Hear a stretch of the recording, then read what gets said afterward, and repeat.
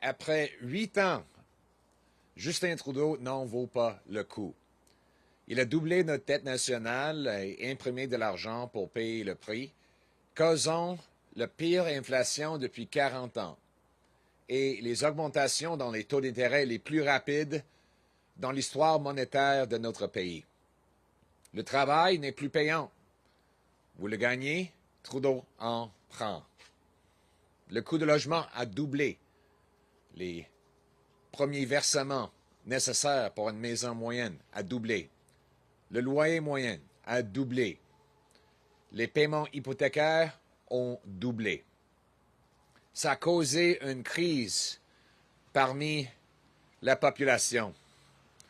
Il y a 2 millions de Canadiens qui ont dû visiter une banque alimentaire dans un seul mois. C'est de loin un record. Il y a un taux de sans-abri le plus élevé dans l'histoire de notre pays. Dans presque chaque ville, il y a maintenant des gens qui vivent dans les tentes, qui n'ont plus les maisons. Et c'est pas simplement... Maintenant, c'est les gens de la classe moyenne qui doivent vivre dans les tentes. On a des infirmières, des charpentiers qui vivent dans leur voiture après 8 ans de Justin Trudeau. Ça a causé aussi des crises sociales avec plus de 30 000 personnes qui sont mortes des opioïdes. Et le taux de criminalité violente a augmenté de 40 %. Il y a une augmentation de 100 % dans les crimes impliquant des fusils. Ça, c'est la misère de Justin Trudeau qu'il a causé après 8 ans. Donc, il faut, dans son énoncé, renverser ces politiques. Il faut accepter que Justin Trudeau a causé la pire réduction dans la qualité de vie des Canadiens, peut-être dans toute l'histoire de notre pays. Dans son énoncé économique, Justin Trudeau doit renverser ses politiques. Donc, les conservateurs, guidés par le gros bon sens, ont 3 revendications pour l'énoncé économique. Premièrement, annuler toutes les augmentations dans les taxes de carbone. Il y a 2 taxes carbone, y compris celle qui s'applique au Québec, qui va augmenter sur le dos des gens. Les conservateurs vont éliminer ces taxes. On va abolir les taxes carbone. Je comprends que ce n'est pas la position de M. Trudeau, mais au moins on propose un compromis, c'est-à-dire arrêter les plans d'augmenter ces taxes-là, parce que les Canadiens, dans cette période de crise économique inflationniste qu'il a causée, ne peuvent plus payer.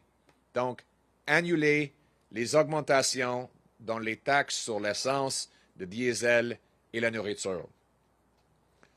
Deuxièmement, agir pour réduire les taux d'intérêt et l'inflation en équilibrant le budget.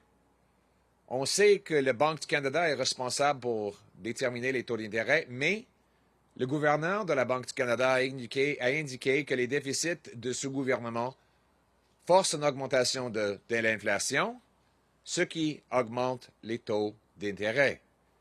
En équilibrant le budget, le gouvernement peut permettre à la Banque du Canada de réduire l'inflation et les taux d'intérêt.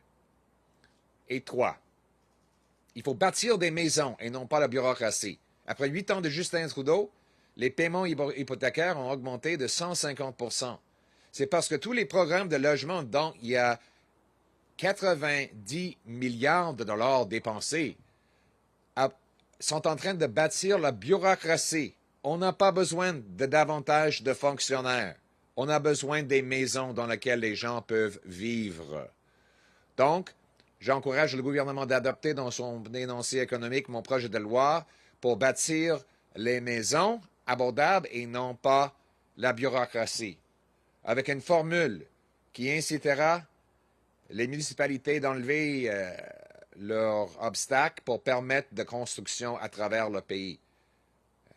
C'est comme ça qu'on va permettre à nos jeunes d'avoir une maison ou au moins un appartement abordable pour commencer une vie. C'est comme ça qu'on va sauver nos aînés qui sont en train de perdre leurs appartements et sont forcés maintenant de vivre dans leur auto. C'est comme ça qu'on va permettre les Canadiens à se joindre les deux bouts. C'est ça le gros bon sens. Donc le choix dans les prochaines élections, ça va être ou bien la coalition coûteuse du Bloc et Justin Trudeau, qui augmentera vos impôts et vos taxes, qui puniront votre travail, qui enlèveront votre argent et qui permettront davantage de criminalité, ou bien le Parti conservateur guidé par le gros bon sens, qui va réduire les taxes et les impôts, réduire l'inflation et les taux d'intérêt, et permettre les gens qui travaillent fort de gagner un grand chèque de paie. C'est ça, le gros bon sens.